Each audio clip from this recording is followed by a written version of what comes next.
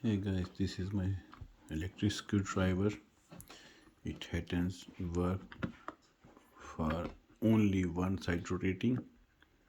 Stop the other side. I had open it. Very carefully because these are very tight screws. You have to be careful when you open it.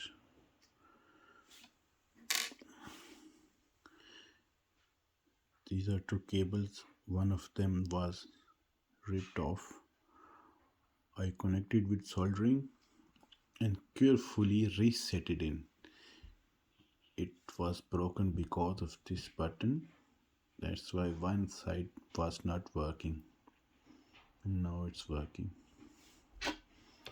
Both sides. Please be carefully open it and be carefully close it because very tight cables are inside.